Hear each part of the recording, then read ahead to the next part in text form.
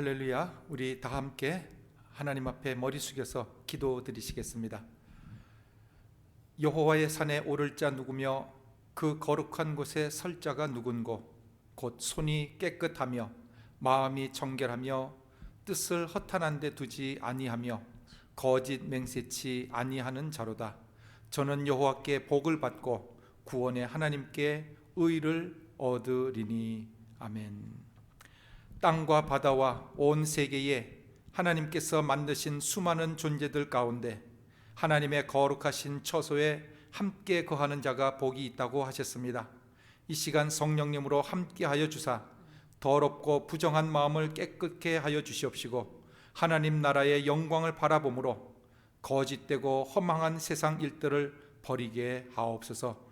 저희를 강하게 붙잡아 주사 세상 환경의 영향을 받아 믿음이 연약해지지 않도록 도와 주옵소서. 이 시간 영상을 통해 함께 예배드리는 모든 성도님들에게 주님의 은혜가 함께하여 주옵소서. 예수님 이름으로 기도드립니다. 아멘.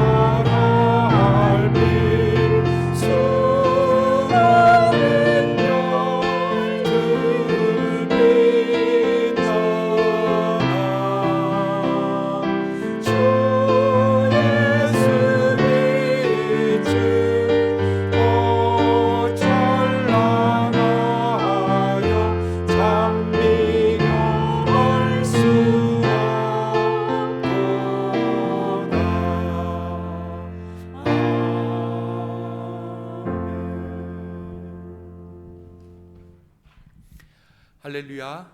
엘파소 아가페 선교교회 성도님 여러분들을 주님의 이름으로 사랑하고 환영합니다.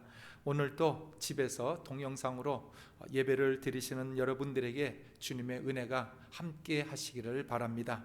집에서 예배를 드리지만 우리의 심령 하나님 앞에 온전히 드려지는 귀한 예배가 되어지기를 바라고, 또한 우리의 믿음 연약해지지 아니하고 강건한 믿음으로서 주님을 섬길 수 있는 그런 귀한 심령 되시기를 간절한 마음으로 바랍니다. 이 시간 우리 주님 앞에 준비하신 헌금 하나님 앞에 드리시도록 하겠습니다.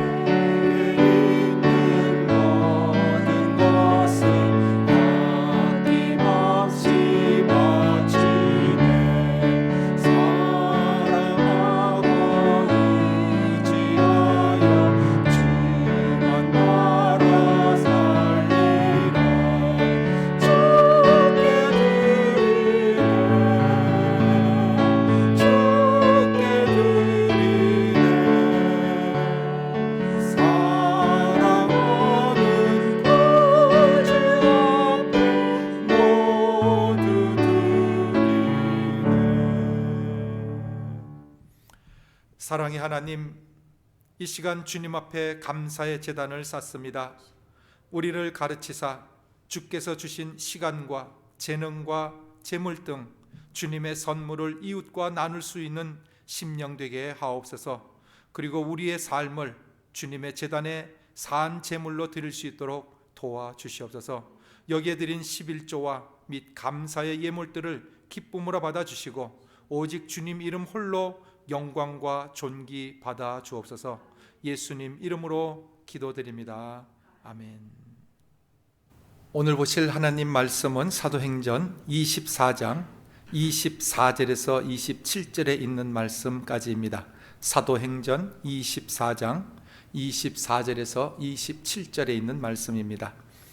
수일 후에 벨릭스가 그 아내 유대 여자 드루실라와 함께 와서 바울을 불러 그리스도 예수 믿는 도를 듣거늘 바울이 의와 절제와 장차 오는 심판을 강론하니 벨릭스가 두려워하여 대답하되 시방은 가라, 내가 틈이 있으면 너를 부르리라 하고, 동시에 또 바울에게서 돈을 받을까 바라는 거로 더 자주 불러 같이 이야기하더라. 이태를 지나서 보르기오 베스도가 벨릭스의 소임을 대신하니 벨릭스가 유대인의 마음을 얻고자 하여 바울을 구류하여 두니라. 아멘. 오늘 말씀을 통하여 총독 벨리스를 위한 복음이라 하는 제목으로서 함께 은혜를 나누고자 합니다. 현대 고고학 발굴 중에 특별히 폼페이 발굴은 현대인들의 흥미를 유발시켰습니다. 화산 폭발로 인하여 죽으신 분들에 대해서는 안타까운 일이지만 지금부터 2000년 전 로마인들의 실생활을 확연하게 적나라하게 볼 수 있기 때문입니다. 폼페이를 방문하신 분들이 21세기를 살고 있는 우리들이 자부심을 거의 느낄 수 없을 정도라고까지 이야기를 합니다. 이유는 2000년 전에 거주했던 그들도 놀라운 문화 혜택을 누렸기 때문입니다. 당시 폼페이에는 세탁소와 극장, 그리고 약국이나 경기장도 있었고 집집마다 수도관을 연결을 했고 그리고 화장실도 수세식으로 만들어서 사용했다고 합니다. 선거 벽보도 발굴이 되었는데 나를 찍어주면 시민들을 위하여 이런 일을 하겠습니다 하는 그런 벽보도 발굴되었다고 합니다. 이런 것을 보면 해 아래서 새 것이 없다고 하는 전도자의 말씀이 새롭게 느껴지게 됩니다. 이 폼페이는 로마 제국의 유명한 휴양 도시였는데 당시 약 2만 명 정도가 살았고 또한 화산 폭발로 인하여 약 2천여 명이 목숨을 잃었다고 합니다. 오늘 말씀에 폼페이에 대한 내용이 나오기 때문에 미리 잠시 소개를 해드렸습니다. 오늘 본문 말씀은 사도 바울이 가이사랴라고 하는 도시에 2년 동안 구류를 당해 있었던 사건을 기록하고 있습니다. 이 사건 배경에는 사도 바울이 예루살렘으로 올라갔다가 유대인들로부터 성전을 더럽히고 또한 대중을 선동하는 자라고 고발을 당하게 됨으로 말미암아 목숨이 위태하게 되었습니다. 그래서 로마군의 호위를 받아서 가이사랴라고 하는 총독이 머무는 도시로 피신하게 됩니다. 바울이 가이사랴로 갔다는 사실을 알고 유대 종교 지도자들이 가이사랴로 고소하러 총독 벨리스에게 바울을 고소하였고 그때에 바울을 죽이려고 공모를 하였습니다.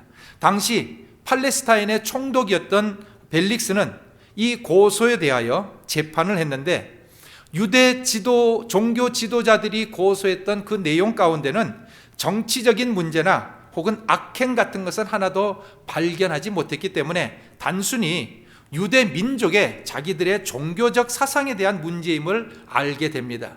그러므로 로마 시민권자였던 바울이 죄를 하나도 지은 것이 드러나지 않았기 때문에 석방시켜줘야 마땅했지만 바울을 2년 동안이나 구류를 시켜놓았다 하는 것이 오늘 본문의 내용입니다. 바울은 부당하게 2년이나 억류되어 있었지만 그 덕분에 벨릭스 총독과 그 아내에게 복음을 전해받게 됩니다.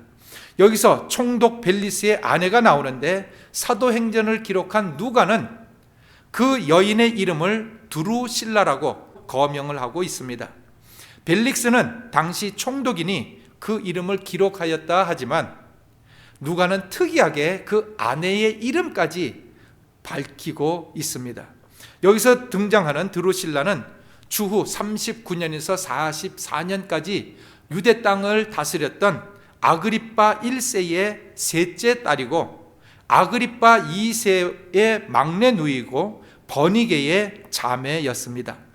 아그리빠 1세는 예수님 출생 당시 예수님을 잡아 죽이려 했던 헤롯 왕의 손자입니다. 그러니 드루실라는 헤롯의 증손녀가 되겠습니다. 여기서 우리는 하나님의 놀라운 섭리를 발견하게 됩니다. 예수님께서는 자기를 잡아 죽이려 했던 그 헤롯 왕의 증손녀를 구원하시기 위하여 바울을 보내어서 2년 동안이나 말씀을 들을 수 있는 기회를 주신 것입니다. 바울은 2000년 기독교 역사사상 최고의 신학자요, 또한 훌륭한 선교사요, 사도인 것을 우리는 잘 압니다. 이런 전도자를 2년 동안 곁에 붙여두고 복음을 듣게 하였다는 사실입니다. 바울의 선교 사역을 살펴보게 되면 한 곳에서 2년 이상 머물러 있었던 것은 지극히 드뭅니다. 그런데 이 벨릭스와 드루실라 부부를 위하여 하나님께서는 1대1로 복음을 들을 수 있는 기회를 허락하셨다는 사실입니다. 그리고 그 후에는 그의 오라버니 되는 아그리빠 2세와 그의 자매 버니게, 즉 헤롯 왕의 다 손자들입니다. 그들이 모두 복음을 전해 받을 수 있는 기회를 주셨다는 사실입니다. 한번 생각해 보시기 바랍니다. 이들이 하나님 앞에 무슨 아름다운 일들을 했다고 이렇게 사도 바울을 옆에 붙여두어서 2년 동안이나 복음을 전해 듣게 하셨습니까? 이런 은총을 그들은 왜 받을 수 있었던 것입니까? 벨릭스 총독은 유대의 11대 총독으로서 주후 52년부터 58년까지 6년간 유대 땅을 다스렸던 총독입니다. 원래 그는 노예 출신이었다고 합니다. 그런데 자유민의 신분을 얻은 후 총독의 자리에까지 오른, 세상적으로 보면 성공한 사람입니다. 하지만 유대 역사가인 요세푸스에 의하면 이 벨릭스라고 하는 사람은 자기의 비위에 거슬리는 인물을 제거하기 위하여 암살자도 고용할 정도로 잔인했다고 합니다. 탐욕과 야심을 채우는 것으로 총독 생활을 지냈던 벨릭스는 결국 그의 부정과 부패함이 드러나서 총독 지위에서 파직당하고 맙니다. 총독 자리를 내놓았던 벨릭스는 이후 역사에서 사라져 기록이 없습니다. 그러나 그 벨릭스의 아내 드루실라는 당시 로마 사람들이 살고 싶어 했던 로망에 폼페이로 이사를 합니다. 남편이 총독 출신이요, 또한 탐욕과 재물 끌어모으는 데 열심히 했던 자였기 때문에 아마도 많은 돈을 모았을 것이고, 그 결과 그 당시 유명한 부유한 별장지대였던 폼페이로 이사할 수 있었을 것 같습니다. 폼페이는 요즘 미국으로 본다고 하면 캘리포니아에 아마 베벌리 힐스나 혹은 말리부 비치 정도 되지 않을까 하는 생각을 해봅니다. 그녀는 이같이 부유한 휴양도시 폼페이에 살던 중 그의 아들과 함께 주후 79년 8월 24일 베수비오 화산의 재앙을 만나게 됩니다. 서양 시 가운데 돌아오지 않는 것들이라는 제목의 시가 있습니다. 그 시에 보면 이 세상에서 되돌아오지 아니하는 것 세 가지가 있는데 그 첫 번째는 화살이라고 합니다. 한번 시위를 떠난 화살은 돌이키거나 다시 돌아오지 않습니다. 다음으로는 급하게 뱉은 말입니다. 우리의 입술의 말입니다. 본인 자신은 급하게 뱉어놓고 잊어버렸다 이야기할지 모르지만 뱉어진 그 말은 여러 사람들의 마음속에 들어가서 좋은 일도 하고 나쁜 일도 하게 됩니다. 세 번째는 마지막으로 기회라고 이야기를 합니다. 지나가 버린 기회에 대해서는 아무리 통곡하고 열망을 하여도 한 번 가버린 기회는 다시 되돌아오지 않는다고 이야기합니다. 인생에게 있어서 가장 소중한 기회는 돈 버는 기회도 아니고 정치적으로 한 자리 하는 것도 아니고 혹은 화려한 결혼하는 것도 아닙니다. 한 번밖에 없는 인생에서 가장 소중한 기회는 바로 예수님을 믿고 영생 얻는 것으로 사용을 해야 합니다. 과연 바울을 통하여 전파된 생명의 소식은 그들에게 어떠한 영향을 미쳤을까요? 그들은 바울의 전도를 통하여 구원을 받고 영생을 얻었을까요? 성경은 그들이 어떤 결정을 내렸는지 분명하게 언급하고 있지는 않습니다.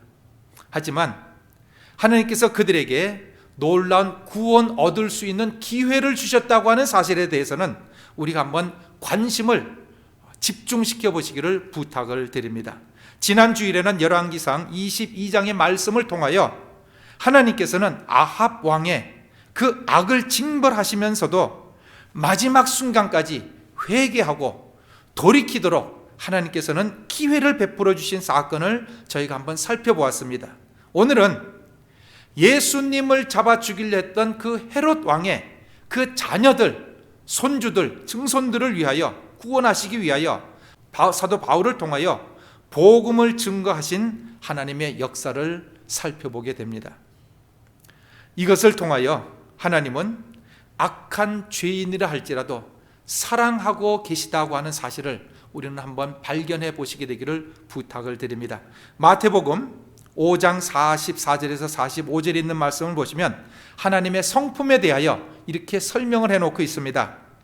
너희의 원수를 사랑하며 너희를 핍박하는 자를 위하여 기도하라. 이같이 한즉 하늘에 계신 너희 아버지의 아들이 되리니 이는 하나님이 그 해를 악인과 선인에게 비추게 하시며 비를 의로운 자와 불의한 자에게 내리우심이라고 예수님께서는 설명하셨습니다. 하나님께서는 햇빛과 비를 악인과 의인에게 동일하게 차별하지 않냐고 동일하게 내려주고 계시다는 사실입니다. 총독 벨릭스는 바울의 강론을 듣고 두려움을 가졌다고 기록합니다. 그의 마음에 찔림을 받았다는 것이죠. 그럼에도 불구하고 과연 그는 돌이킴을 받았는지 성경은 이렇게 이야기를 합니다. 그는 오히려 바울에게 뇌물을 기대하고 있었다고 이야기를 합니다. 성경에 보면 25절에 바울에게서 돈을 받을까 바라는 고로 더 자주 불러 같이 이야기하더라고 말씀하고 있습니다. 그가 하나님의 말씀을 들은 것이 아니라 그는 돈에 집중했다는 것입니다. 얼마만큼 좋은 기회가 그에게 주어졌는데 그 한두 푼의 돈, 자기는 총독이고 바울은 그 당시 죄수의 몸으로서 있었는데 그 죄수의 몸에서 무슨 돈이 많이 나오겠습니까? 그럼에도 불구하고 정말 벼룩의 간을 빼먹지 그와 같은 바울에게서도 돈을 기대하는, 뇌물을 기대하는 그 심정을 가지고 있었다는 겁니다. 벨릭스의 목적은 돈을 받을 의향으로 바울을 2년 동안 구류시켜놨는지는 모르지만 하나님은 벨릭스로 하여금 영생을 얻게 하기 위하여 바울을 2년 동안 복음을 전하게 하셨다는 사실입니다. 사도행전 전후반부를 보면 바울은 로마로 가고 싶어 했습니다. 근데 성령님께서 그의 길을 로마로 가지 못하고 돌이켜서 예루살렘으로 향하게 하셨습니다. 물론 결과적으로는 예루살렘을 통하여 로마로 가게 되었지만 바로 로마로 가려고 했던 그 바울의 발걸음을 돌이켜서 예루살렘으로 가게 하셨고 그 예루살렘에서 한 일주일 여분 있다가 가이사랴에서 2년을 지나게 됩니다. 그렇게 하셨던 하나님의 의도는 로마 황제에게 복음을 전하려고 하는 최종적인 목적은 있었지만 그러나 2년 동안을 그 가이사랴에 머물게 하셨던 그 모습을 본다고 하면 이 사악한 벨릭스에게 복음을 전하는 목적이 있었다고 하는 사실 우리는 발견하게 됩니다. 얼마나 놀라운 사실입니까? 바울은 그 이후에 벨릭스의 후임 베스도 총독이 왔을 때 로마로 바로 호송되어 가고 맙니다. 그러니 가이사랴에 2년을 동안 붙잡혀 있었던 것은 이 벨릭스 한 사람 혹은 그 부부를 위하여 붙잡혀 있었던 것이 아닌가 생각을 해봅니다. 그 바쁜 바울을 2년 동안이나 개인적으로 곁에서 말씀을 들을 수 있는 기회를 만들어준 것입니다. 그러나 그는 이 놀라운 은총을 깨닫지 못했습니다. 왜? 돈 때문에. 오늘 우리에게도 우리 생각 외의 것이 우리에게 벌어져 있을 수가 있습니다. 생각지 않았던 바울이라고 하는 사람이 죄인으로 자기한테 왔지만 그 사람은 자기의 영생의 문제를 해결해 줄 수 있는 놀라운 사람이었다는 겁니다. 오늘 우리에게도 여러 가지 환경들이 우리 주위에 벌어집니다. 왜 이런 것이 벌어지는가? 아무것도 아닌 그런 사건처럼 보일 수도 있고 오히려 나에게 부정적인 것으로 느껴질 수도 있지만 그것이 여러분의 영생을 위하여 지금 하나님께서 하고 계시는 사건일 수도 있다는 사실입니다.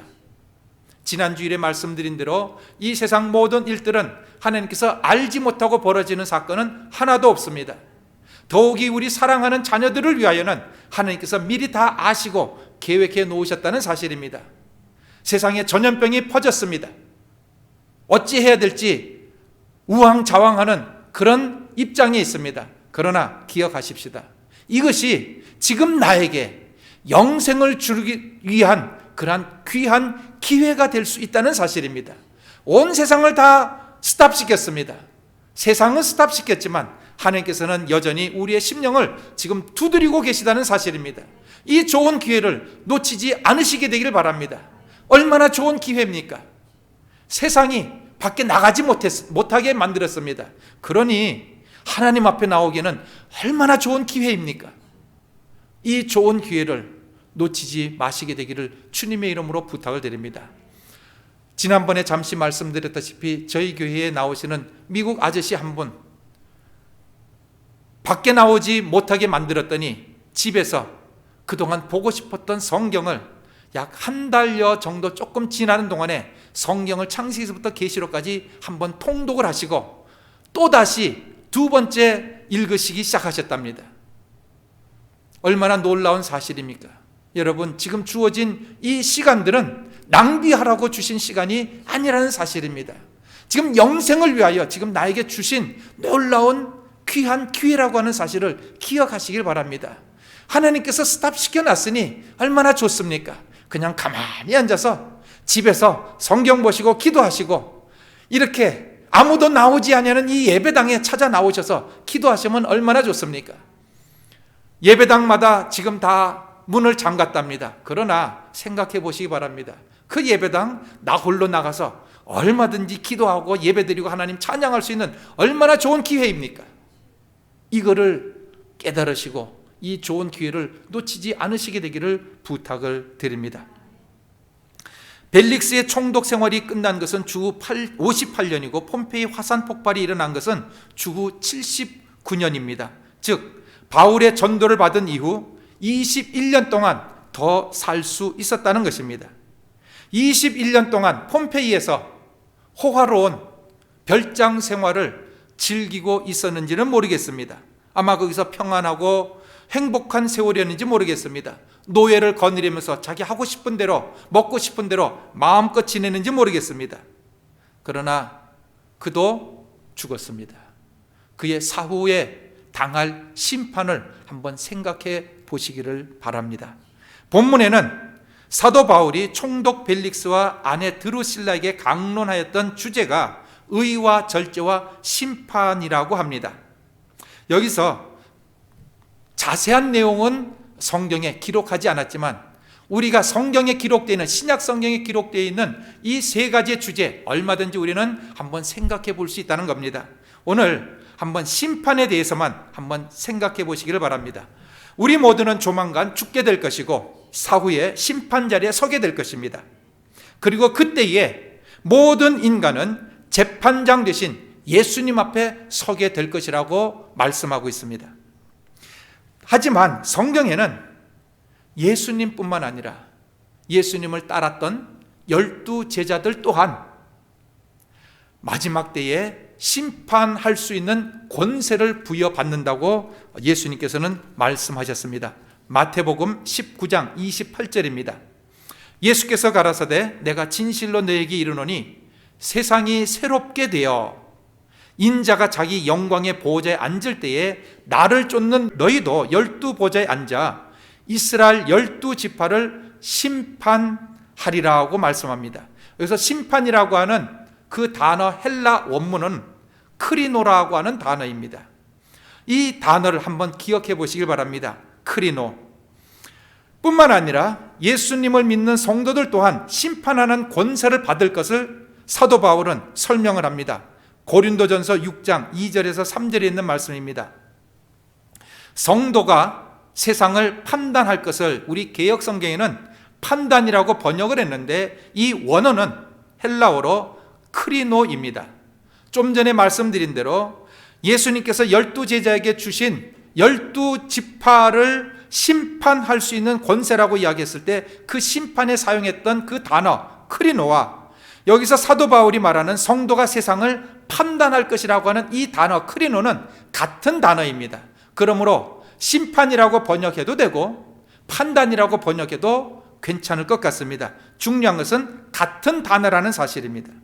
즉 성도가 세상을 심판할 것을 너희가 알지 못하느냐? 세상도 너희에게 판단받겠거늘 크리노 심판받겠거늘 지극히 작은 일 판단하기를 감당치 못하겠느냐? 우리가 천사를 판단 크리노 할 것을 너희가 알지 못하느냐? 성도들이 세상이 바뀌어져서 주님의 나라로 바뀔 때에 가질 권세를 이야기하고 있습니다. 얼마나 놀랍습니까? 만약 사도 바울이 고린도전서에서 설명했던 성도들이 가지고 있는 이 심판의 권세를 가지고 있다고 한다고 하면 사도 바울 분명 그 권세 가지고 있지 않겠습니까?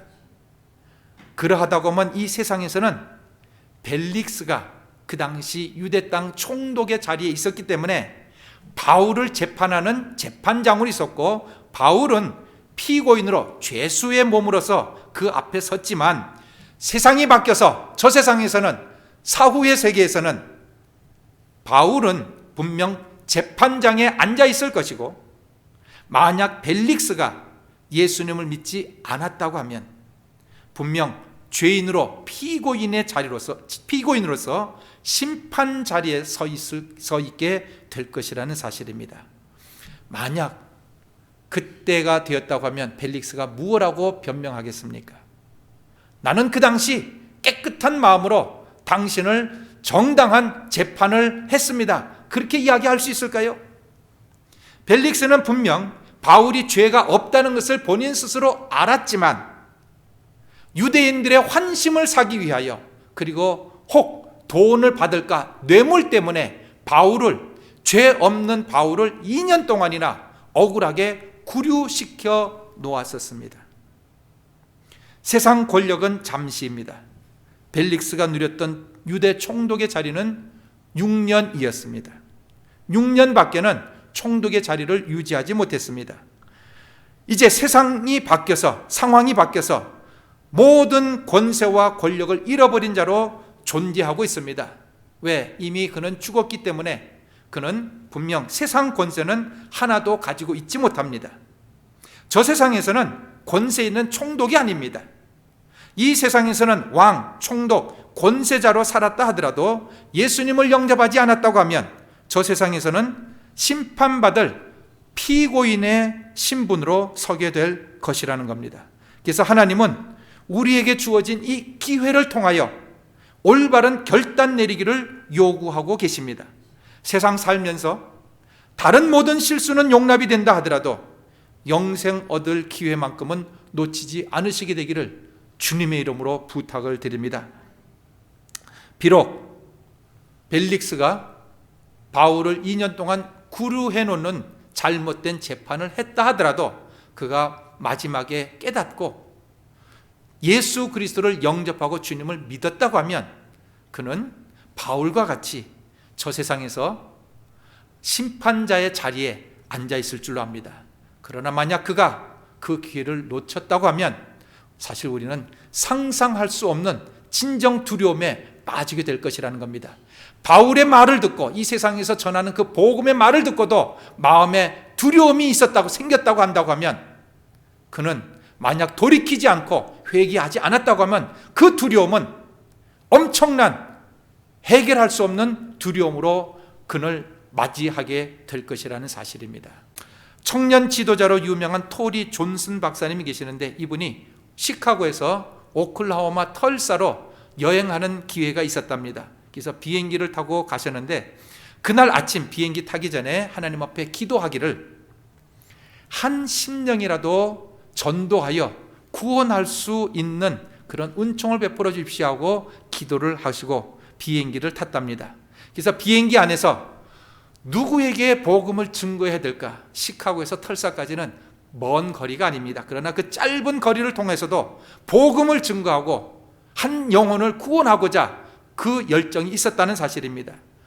주위를 돌아보았을 때 한 스튜디오스가 조금 한가한 것을 발견하고는 불러서 복음을 증거했습니다. 그때에 이 스튜디오스는 마음을 열고 복음을 기쁨으로 받아들이고 예수님을 영접했답니다. 그래서 비행기가 털사에 도착해서 내릴 때에, 존슨 박사님 내릴 때에 그 스튜디오스가 미소로 인사를 하며 이렇게 이야기를 했답니다. 하늘을 가리키며, 앞으로 박사님을 이와 같은 비행기에서 만나지 못한다고 하면 저 하늘나라에서 뵙시다, 이렇게 인사를 했답니다. 이 토리 박사님도 똑같이 인사를 하고 내렸습니다. 다음 날 아침 존슨 박사님은 조간 신문을 펴고 깜짝 놀라게 됩니다. 어제 그 비행기, 털사를 출발해서 텍사스에 갔던 그 비행기가 추락하여 승객과 승무원이 사망했다는 기사를 보게 됩니다. 놀라서 그 신문에 사망자 명단을 보니 어제 비행기에서 주님을 영접했던 그 스튜디오스 이름도 기록이 되어 있었다고 합니다. 우리의 인간은 한치 앞날도 내다보지 못하는 소경입니다. 우리가 세상 것은 볼 수 있습니다. 그러나 내일 시간은 모릅니다. 나의 생명이 얼마만큼 더 유지될지 아무도 모릅니다. 지금 이 시간 복음의 말씀을 듣고 주님을 영접하셔서 영원한 세계에서 영생을 누리실 뿐만 아니라 복락을 누리시게 되기를 주님의 이름으로 부탁을 드립니다. 내일을 자신하지 말고 오늘 기회가 주어졌을 때 복음을 받아들이시고 예수님을 영접하여 영생의 복을 누리시게 되기를 바랍니다. 하나님은 저와 여러분을 사랑하고 지금 또 기다리고 계십니다. 기도드리겠습니다. 하나님께서는 극악한 헤롯 왕의 후손까지도 사랑하시고 구원의 길을 허락하시고 기회를 주셨음을 보았습니다. 오늘 우리에게 주어진 이 기회를 놓치지 말고 부르시는 따뜻한 주님의 음성을 듣고 주님을 영접하여 영생을 누리게 하옵소서. 예수님 이름으로 기도드립니다. 아멘. 이제는 우리를 구원하신 예수 그리스도의 무한하신 은혜와 아버지 하나님의 극진하신 사랑과 성령님의 교통하심이 오늘 주어진 이 기회를 주님 앞에 드림으로 말미암아 주님을 영접하여 귀한 영생을 얻는 귀한 하나님의 자녀들 위해 지금부터 영원히 함께 하시기를 간절히 축원하옵나이다. 아멘.